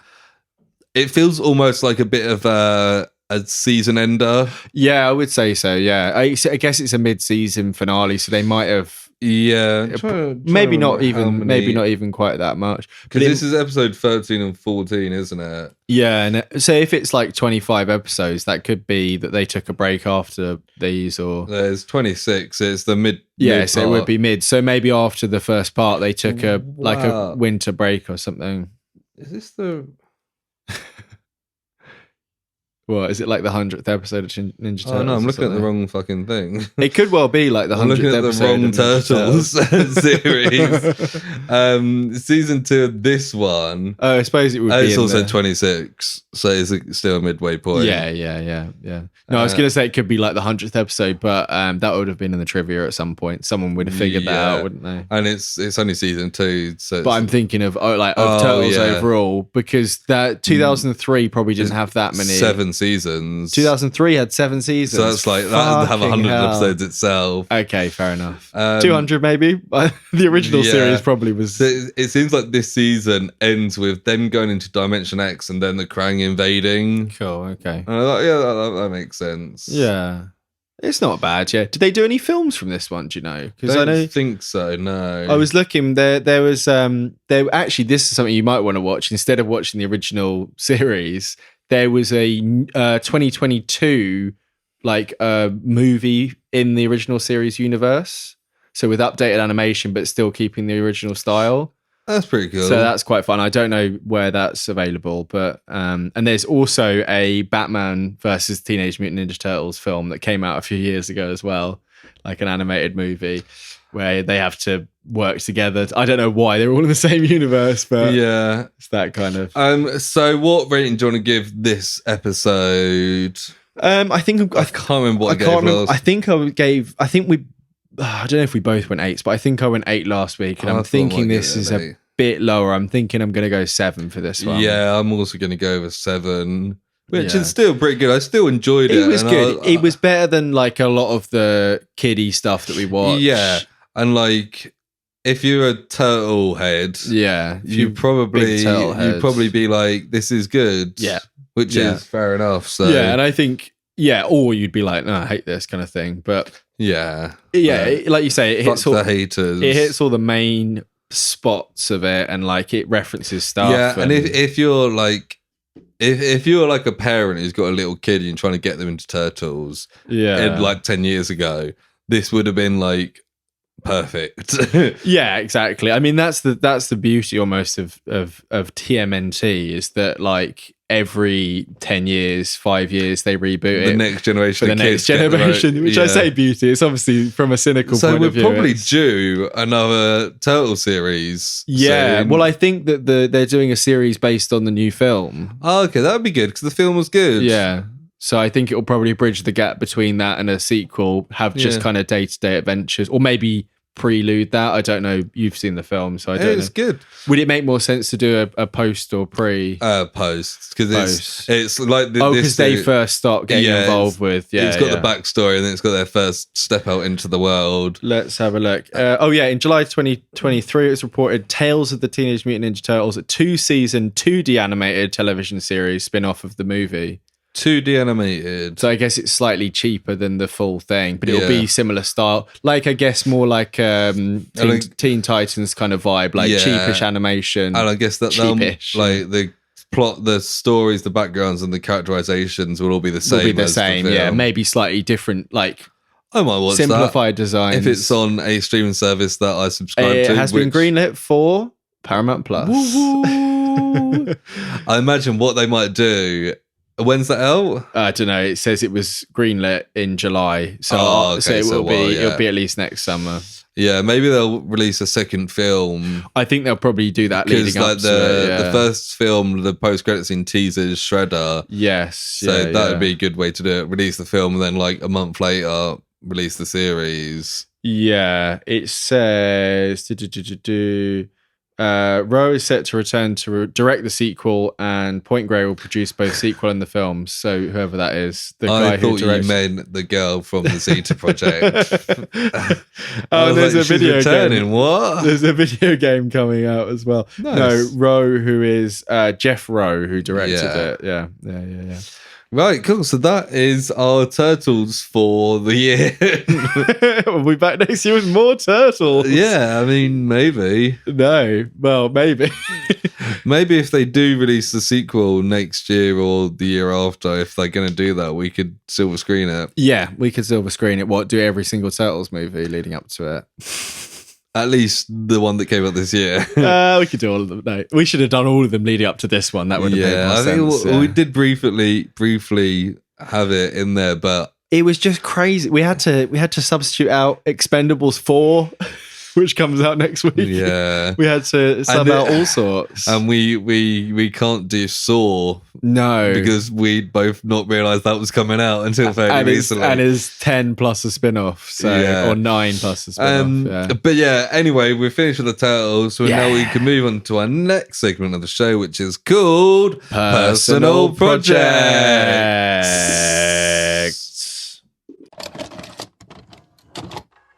And this time, it's personal. Projects? So, Sam, what have you been watching, playing, reading, or consuming? That covers all of them. Exactly. You got me this time. No, I've finished the Resident Evil 4 remake that's on the PlayStation 5. I think it's on PS4 as well, but it's made for current gen consoles. So it's the first one that I bought, straight for it. So you playing a bit of it the other week? Yeah, so I bought it on disc. It was like, rather than spending like 60 quid, you can get the disc version, which is why I got the disc PS5. Disc one was like 30 quid or 25 quid or something. Resident Evil 4, one of my favorite kind of all-time games, I'd say. Did a lot for third-person games in general and shooters and all that sort of thing. It was like 2004, I want to say. Maybe it was, But yeah, they've rebuilt the whole thing. They're using the Resident Evil engine, which they've used for the last few, which makes it all super up to date. And nice. I feel like it does like the other one was so groundbreaking in its own way, and they've kind of got this one at the peak of what you can do at the moment. When you remaster games, how do you do it? Do you just make the same game with modern technology? Yeah, they might use some of the same. So like the story. So in this, so the things they've changed. Like the visuals are obviously updated. And the voice acting, they've redone all the sounds and everything. And graphics. Graphics are completely different. So the original was kind of a little bit grey and brown because of the setting. It's like rural Spain, it's supposed to be, but it's not really that specific. And you go into a village and then it kind of escalates into like castles and hidden labs and this kind of silly stuff. Is it like shot for shot? No, so they've kept all the main locations and the order of it is the same, but like there's slight differences to kind of surprise you if you've played it before. Yeah. So certain things will happen slightly differently, or like an enemy will come slightly earlier, like a big boss or whatever. And like the plot's very slightly different, and it kind of keeps you on your toes in that sense. And it keeps the memorable parts, but kind of, keeps you on your toes basically. But they've made everything so much more like creepy and visually like visceral, and like the gore and stuff is all like very kind of gross at times. And it's all stepped up a notch. And like the PlayStation 5 has the haptic feedback with the triggers, so it can make it so that it's either harder or easier to pull the trigger depending on the situation. So certain guns will have different feedback and stuff. So it's very immersive, almost to the level that like a VR would be without being in the VR headset kind of thing. Like the rumbles and everything are all kind of like every step you take has like a slight rumble. And it's very, very immersive, especially as it's quite an intense game at times with the kind of, it gets to the point where you have a lot of guns and you can kind of deal with most things. But early on, it's very like you've just got a pistol and there's a load of like angry villagers trying to kill you and stuff. Yeah, fair enough. It's very good. I wouldn't be surprised if they do the next one, Resident Evil 5. They did. Makes sense. They did one ages ago. 2 was really good because that 2 was originally the like static camera thing where everything was like CCTV almost, and every time you walked out of the room, it would change. When they remastered it, they gave it the Resident Evil 4 over the shoulder. Tell what game I would like to see remastered if they haven't done it already. Yeah. Is Call of Duty 2, the big red one. Yeah, I don't think... Yeah. I think that was like my favourite Call of Duty They've kind of stepped away because they've done the Modern Warfares again. They started to be like, hey, we can do the same stuff as Halo. Yeah. That one with Kit Harington and Kevin Spacey was just like spacey. yeah, but no, it was a very good game, to be honest. It took me about 20 hours to finish the whole thing, and there's extra modes. And actually, like a few days ago, they dropped like the DLC, which is like there's another character who keeps crossing paths with you, and she's having her own adventure. And in the original, I think the GameCube version didn't have her story, and then when they released it for PS2, they added that in as a free extra like mini campaign, and now you have to pay 20 quid for it, which is very kind of indicative of, classic stuff. But I'll get that at some point. I've moved on to other games because there's only so much of a game you can play, but it's nice to know there's more out there for it. So I won't sell my disc anytime soon. But yeah, I've bought the original version on PS2, PC, PS4 and Switch. So yeah, it's about time that I played a new version of it rather than the old one. It's just a really good game. It's just really well balanced, and like originally you had to stand still to shoot. So when you stood still, you were like locked in place, which adds to that tension. Like you'd almost have to run away, turn around, and now you can move slightly. So they've kind of updated it to modern standards a little bit, but it still has that kind of whole like you kind of get yourself in a situation and everyone's coming at you and you're like, yeah. And then one of the things that was really kind of groundbreaking for it originally was like say someone's like about to throw like a Molotov cocktail at you, you can like shoot it out of their hand and stuff. And for like GameCube and PS4, that was really, really big. And like you could save ammo by like shooting them in the knee, and they'd go down onto one knee, and then you run up and kick them and that sort of thing. And that's what you do now. It's just cool. And it's got all the crazy Resident Evil stuff where like you'll see a bad guy that's like chatting to you about wanting to take over the world, and then by the time you fight him, like halfway through the boss fight, he like gets tentacles and turns into a big creature, and it's like, what was this guy's plan? If he won, is he just going to be a big tentacled creature forever? Like he was like a handsome guy at one point, or like a weird old village man, you know? It's like, but yeah, Resident Evil, it's so Japanese, it's so silly, it's so fun, and yeah, most of the games aren't amazing, but this one is a good one. Yeah. Nice. What have you been up to? So I've been watching a lot of BoJack still. I'm on like season 3 now. It's at that point where he's doing like his push for an Oscar nomination. Oh yeah. Last episode was that underwater episode with like the that's no a good dialogue. one. Yeah, and isn't it at the end he realizes he could press the button. Yeah, but also last night I watched the first episode of The Continental. You did? Okay. The based on the World of John Wick series. I didn't really know what to expect going into it because I hadn't, almost purposely, I'd kind of not read too much background. Yeah. But it was pretty decent. It wasn't like the best thing ever.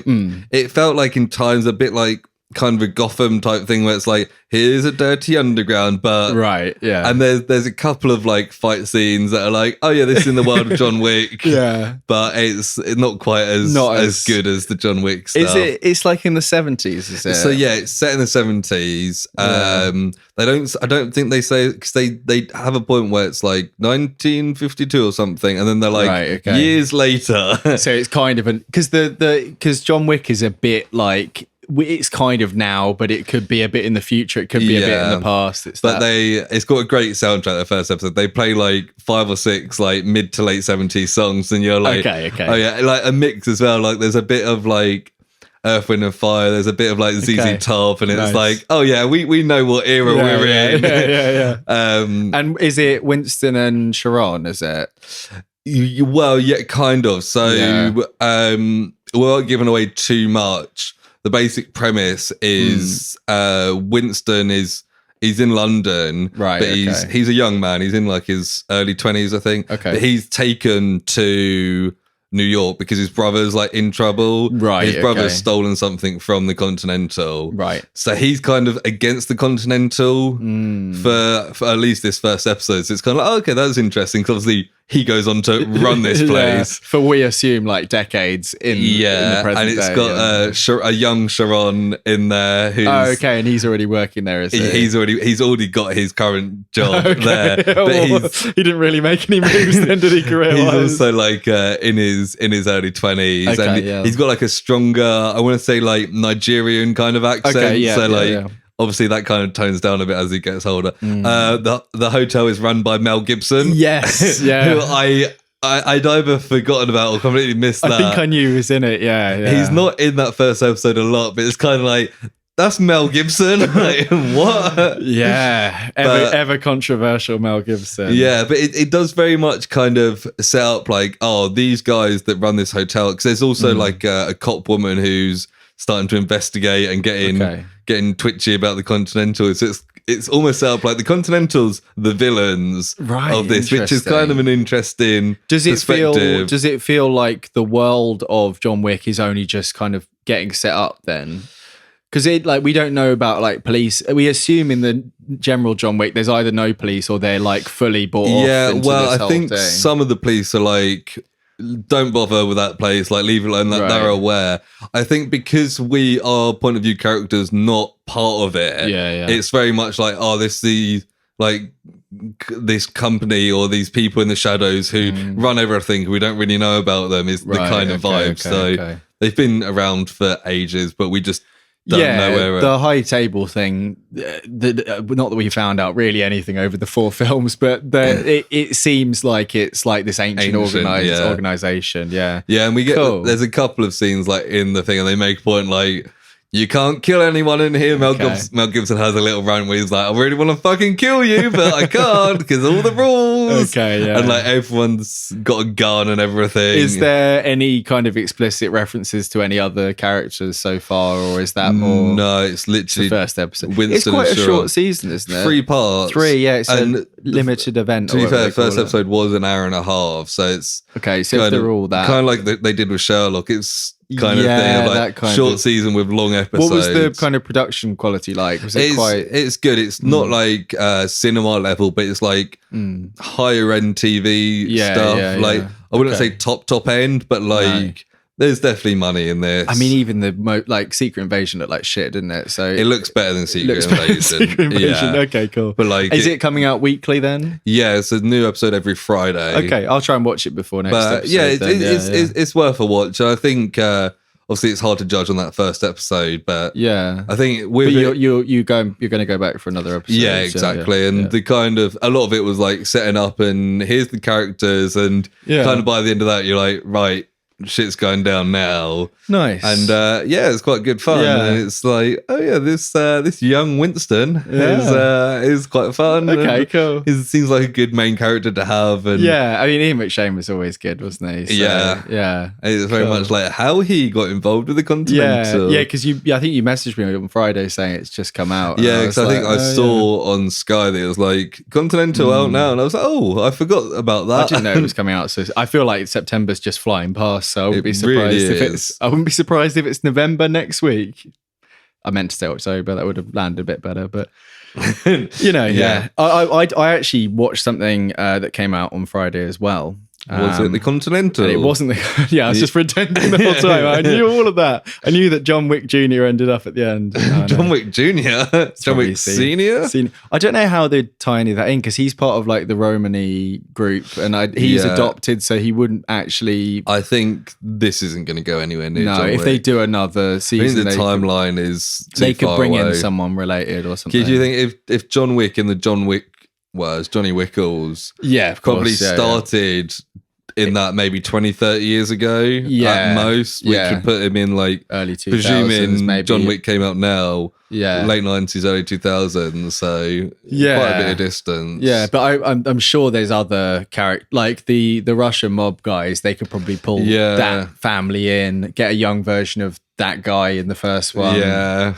Maybe do a joke about a dog. There's a couple of bits where Winston is talking to like some people clearly from like the homeless network. Oh, okay. Okay, so we could see a young Lawrence Fishburne at some point. Yeah, maybe. we could. Yeah. And it's like, oh yeah, these homeless people who clearly are fucking loaded with their resources, like in the John Wick films. It's like they're almost just pretending to be homeless. It's kind of weird. Fucking wild. Is it all of the? Yeah, weird. No. Yeah, there's one bit where someone gets a car from one of these like bums, and it's like this like 200 grand like shiny nice car, and he's like, don't get a scratch on that. And it's like sell your car and buy a house, man. It's all the cover. They actually live in riches downstairs. Weird. But yeah, you were saying. Yeah, no. So I think when you messaged me about that, I was like, oh, there's this film that's just come out on Disney Plus. Elemental. No, it's called No One Will Save You, which is a very kind of foreboding title for a pretty foreboding film. It's the shortest way to describe it is it's like a home invasion film, but the invader is a alien invader. Okay. So it's like there's this young woman who lives alone in this big house. She's kind of been isolated or alienated from her town. It almost sounds like the concept for a Predator film. Well, yeah, I was going to say the film I'd probably closely match it to would be Prey that came out last year. Right. And basically, her mum's died a few years back. She's not involved in the town at all. She kind of seems to be shunned by the neighbors for semi-unknown reasons. Maybe you'll find out as the film progresses. There's an alien that turns up and is kind of stomping around our house. And I won't go too much into the alien-y stuff, but it's quite a classic kind of alien-y design to it. And it goes from pretty much. It kind of goes into like lone survivor kind of Prey kind of vibes with it. A bit Home Alone. Little bit Home Alone. There is a moment Some where traps. there's a moment where she's like, I'm just gonna have to deal with this myself, and she kind of starts setting stuff up, and it kind of gets interrupted before she gets too far into it. But she does a little bit of preparation and stuff, and it was really good. It's 90 minutes. I wouldn't say there's like a dull moment in it. Like it keeps moving. It's really interesting. It's not really a spoiler to say that there's almost no dialogue in the whole film, which is really interesting. That's pretty cool. Partly because she's just on her own for almost all of it. the aliens. What shall I do now about this alien? Yeah, so instead I'm going to build this rocket. And some films it would be like, she'd be talking to herself or she'd be on the phone to someone, but she doesn't like have any friends or any family. So she's just, and there's lots of face acting and kind of like, okay, like not the okay. Anyone noticeable? She is in stuff and I can't remember, you probably recognize that. She was in like Booksmart. What's her name? She's called Caitlin Dever and it's Caitlin with a K and a Y. Ooh, Caitlin Dever. And she's very good in this. Yeah, Caitlin Dever. There's not really anyone else listed in like main cast stuff because she is pretty much the sole character in this. But yeah, it's really interesting because it slowly delves into like the past, how she got in the situation she's in, alongside this kind of like ramping up alien situation that looks like it might go into like a full invasion by the end of the film kind of thing. It's the kind of thing that like I wouldn't have been surprised if I'd seen that it was based on like a Stephen King short story where it's like this kind of human drama and kind of introspective stuff like matched against this like supernatural kind of sci-fi kind of premise there. The sound design's really good. The alien noises are really kind of creepy. And the layers to the story are just like really nicely revealed. Yeah, it was genuinely very good. I really, really enjoyed it. What did you say it was called? No One Will Save You. No One Will Save You. Yeah, it's on Disney Plus. The director, Brian Duffield, he also wrote it. He wrote Love and Monsters, which I know you liked. Oh, Love and Monsters was good fun. And also I think he wrote Underwater, which I don't know if you saw. It was the Kristen Stewart is trapped on an underwater base thing and there's Cthulhu monsters out to get her and that. Like so similar kind of Meg 2, The Trench. Yeah, like that if it was a bit better. But yeah, I kind of watched it. I'd heard like mention of it before it came out and I'd watched like a snippet of the trailer and was like, yep, I'm on board with this. And we watched it a couple nights ago and yeah, really, really good. Nice. Very much recommend it. Nice. Yeah.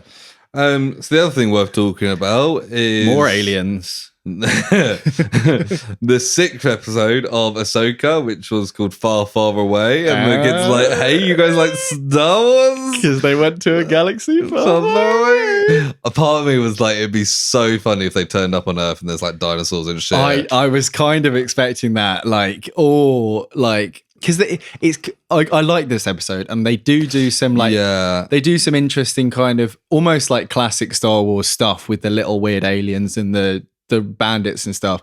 But it wasn't like as different as I was kind of maybe expecting. Do you know what I mean? Yeah. So do you feel like the world was like the world was very like deserted and it's kind of hard to tell, but it was like, oh, this used to be the land of the witches. Yeah. I liked when they got there and we saw the witches of Dathomir in their full like. Well, even when they're approaching, it was very Prometheus, like the big old statues and all they've got all their big cloak things like they do in Clone Wars they looked stuff. exactly. That's what we were talking about before. Like that's what I thought the lady would look like, but she's like a direct vast descendant or whatever. Yeah. And I liked the little wolf, the big wolf she had. With kind of like a crocodile face kind of thing. That was and cool. Then the little turtles, the little Teenage Mutant Turtles. Yeah. They were classic Star Wars. They were. They were almost like a kind of Jim Henson-y kind of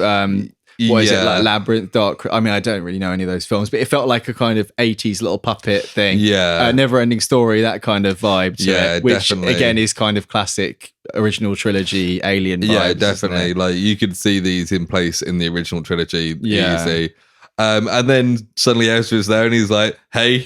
And I was like, oh, that's a little anticlimactic. Yeah, because he's just kind of in the background and then she turns around. He's like just leaning there like, I'm cool. Hey. And it's like, cool. Yeah. And then she kind of is like, I'm just here. You know, I didn't just sell out the universe to come say hi. I did like, so as well, there's, before we get to Thrawn, I guess, there's the kind of almost like samurai bandit guys that try and ambush them. Yeah, that almost like Tusken Raiders. Cool. Almost Tusken Raiders. Looked a bit robotic, but I think they were like under there. They were some sort of thing. It looks like what's she called? Ray, whatever. What's he called? She's called Shin something. I've written down here. Those two anyway. The Sithy mercenary guys. Yeah, they're like trailing them, which is quite fun. And it looks like they're going to work together probably with the bandits to go get Ezra. Yeah, I thought Ray Stevenson's been fucking great. He's been season. so good. And this episode, he had a lot of stuff where it's like he was still part of the Jedi when Order 66 happened and stuff, and it's like he clearly part of him misses the Jedi because he talks about like the idea of it was great. So he's like, it seems like the way that like I noticed as well, Shin Hati or whatever she's called has the Padawan braid. Like he's keeping a lot of the traditions going, but like he's gone off and he seems to have these own like motives that aren't still really fully clear. He kind of just wants to destroy everything and start again. Which is a little bit Kylo Ren in a way. Yeah, I mean, usually when you've seen like former Jedi turn to the dark side, they're like, "Oh, I hate everything. The Jedi betrayed me." Yeah. Whereas he's like, if the Jedi like weren't like decimated, I'd still be a member, kind of thing. Exactly. And he's almost he seems fairly like open about a little bit disenfranchised, but like in a more realistic way than like he didn't have anything that massively. It's basically I'm doing this because if I didn't do this, I would have been killed. Yeah, like, yeah.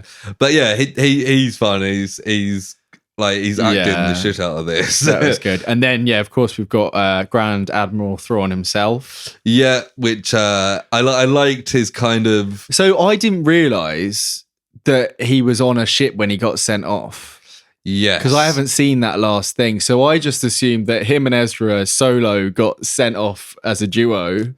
No, but they were all on the spaceship together, were they? I think Ezra like set the whales on them and they flew. The whales like pushed the spaceship into. Yeah, right. Okay. I need to rewatch that because I'm a bit fuzzy with it all. Because he's got full on big Star Destroyer thing. Yeah, when that Star Destroyer turns up, I was like, and it's like a bit tattered and it's got like new markings on it. Yeah, and stuff, I like that. It's kind of which is like he's going in the Night Sisters kind of. And it's kind of like where bits are broken, they've just had to use what's around them to kind of fix it up. Yeah, and all the troopers' armor is like being degraded a bit. Yeah. I did think it was a bit like, would he, I don't know, the character, it seems like he's let them just do their own little designs on it. I guess he's just like, whatever works for you guys. Like, do your own tribal shit. They've been there for like, 10 years? And there's years.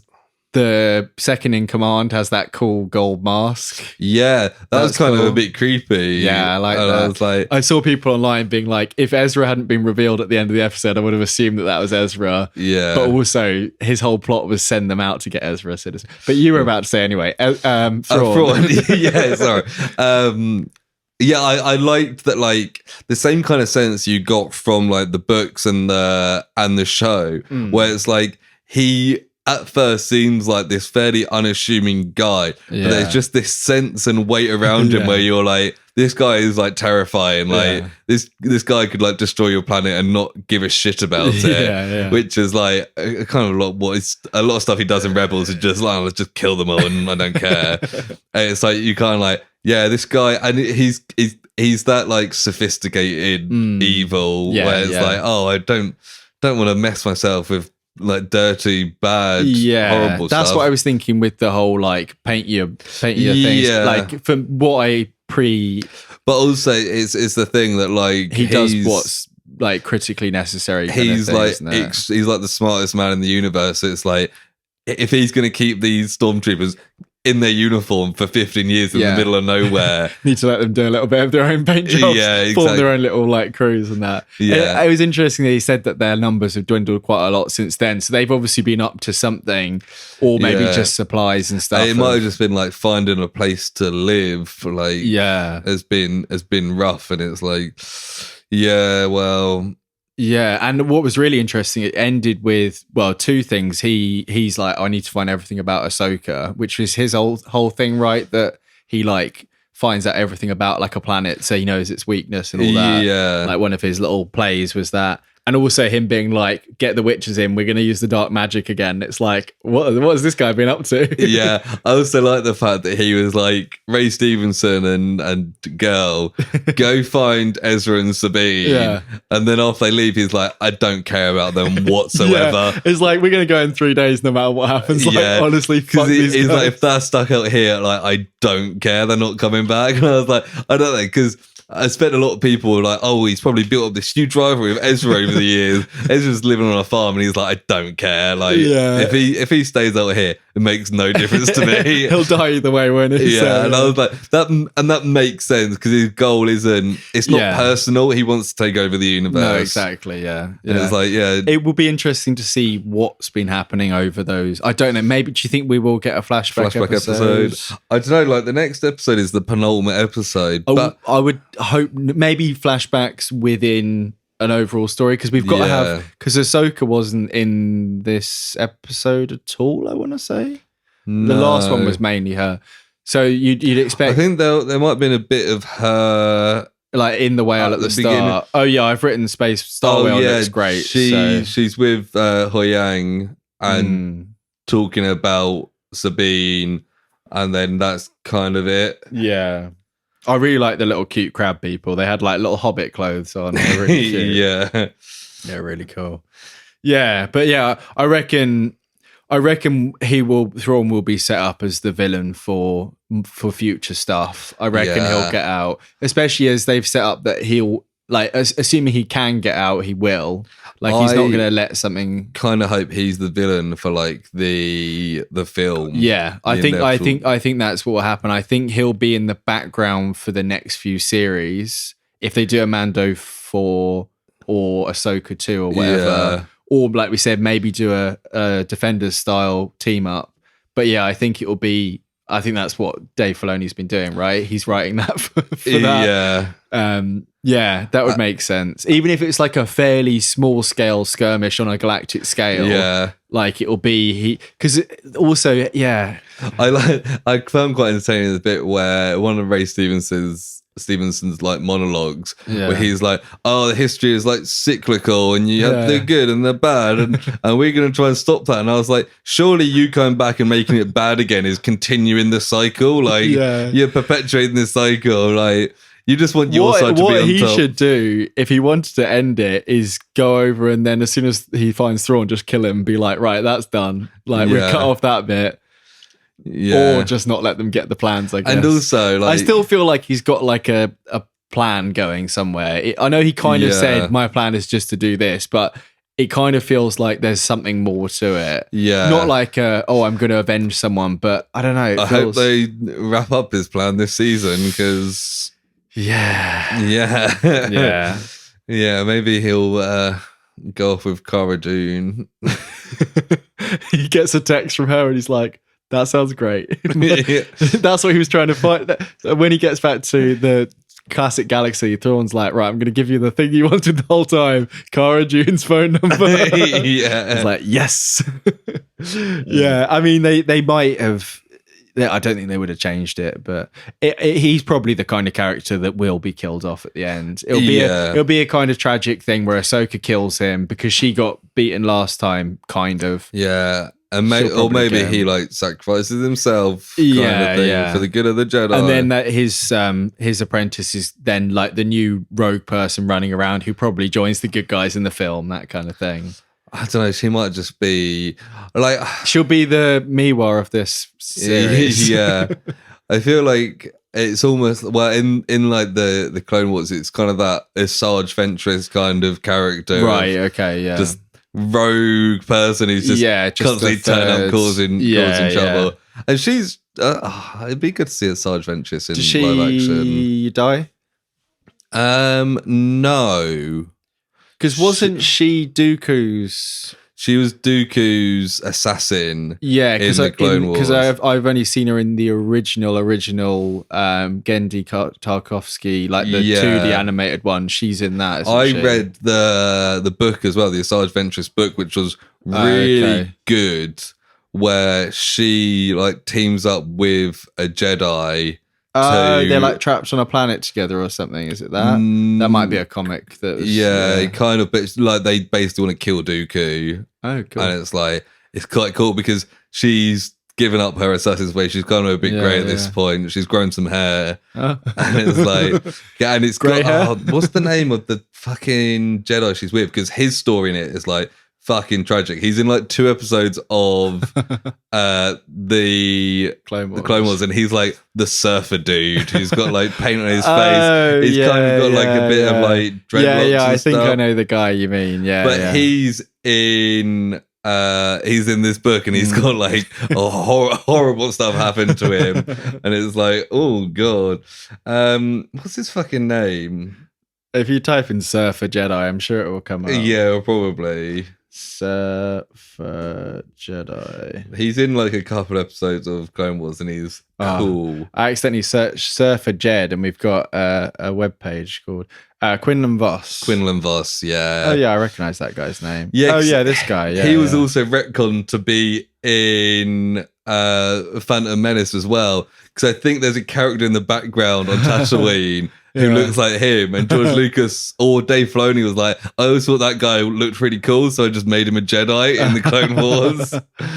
Nice. And it's like, if you search like Quinlan Voss Phantom Menace, you can kind of see a guy in the background that is like, oh yeah, that's him. Like, I've decided that's him now. Because it's Star Wars, you can do that. Of course. But I'm enjoying this season so far. I think it's good, yeah. I look forward to seeing how it kind of wraps itself up, and I assume there's going to be lots of open-ended bits before the end. Yeah. I hope we get a little bit of Ezra using the Force. Well, the thing as well is that, like, we spoke last week, I think, about like if the people signed on for a film, if they signed on for like a Defenders series, whatever. Like, but Mary Elizabeth Winstead isn't going to be in the next episode, I'm sure, unless they go back, because she's in the other galaxy still, and unless they go back for the finale and then she's in that, I could see that the finale being like Ezra seeing Hera and then getting all emotional. But it still feels like she probably signed on for more than that, right? Yeah. So it's either another series or she signed on for the film.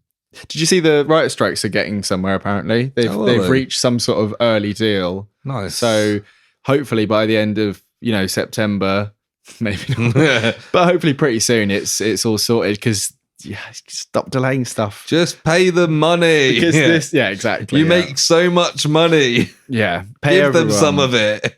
Give the people who made the stuff that you're making money off some money. Exactly. And stop delaying our things, because this Dave Filoni film is going to be like 2028 at this point. Yeah. Everyone will be too old. That little kid is not going to be the same kid. What kid? Green-haired kid. They won't be able to use the same actor in this film.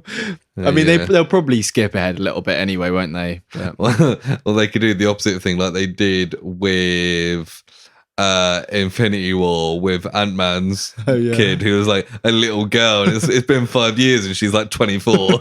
She was supposed to be 16 and they cast like a 30-year-old actress. To be fair, the girl who played her in Quantumania is still like 30, but she just doesn't look 30. Yeah. She looks a Hollywood 16. I feel like that's a dirty term. Yeah, I meant like an early noughties 16. Yeah. But I think that very nicely wraps us up for the week. Hopefully you enjoyed this episode, our little Turtles double bill. Yeah. If you did, please give us 5-star on wherever you listen to this. It's always appreciated. Yeah. It goes quite far to promoting the show. If you want to talk about the Turtles or Ahsoka or the Continental, you can contact us directly. Yeah. If you also want to talk about the thing that I watched, you can also do that as well. If you watch No One Will Save You and you think that Lewis should watch it too, please let us know. Yes, I will only watch it if somebody emails in to tell me to watch it. Okay, yeah. If you're that one person, then please send us an email at theprojectpod@gmail.com. Or if you want to find our social medias, you can look at the link tree in the episode description. they're all there. Clips are on the TikTok, and sometimes there's video versions on the YouTube, although I am about a month behind. So yeah, it's hard keeping up with all that stuff. We don't have a social media man to do this for us. we don't. We've just split the man in half and eaten half of him each. Yeah, of us. hopefully the snakes evolve further to become a full man who can do social media. We need some of that Krang ooze. That's the thing, the mutagen. Let's go find a giant worm. Oh, June is coming out this year, so... Is it, though? Because that was the first one that seemingly got pushed. Okay. So I don't know. Well, but when that comes if out... If the strikes aren't... Yeah. When that comes out, we can steal a big worm from that film. Like a slightly smaller one of them. Squish the slurm onto our snakes. I watched that Slurm episode yesterday. It was good. I really like the dunk-dee, you should not ask what the secret ingredient. It's like, they're just... I love it when what's his name, like Slurm McGee, Slurm McKenzie, Slurm, and he's like, Slurm like, I'm gonna stop them the only way I know how. He's really tired and he's dancing until like there's a cave in. Classic episode. Yeah. But yeah, if you like Futurama, give us a follow. Yeah, and if you do like it, you have to follow us. Those are the rules. Them's the rules. But yes, I will hear you next week. I'll see you in the sewers, bitch. Bye. Bye. Cowabunga. Cowabunga, dude.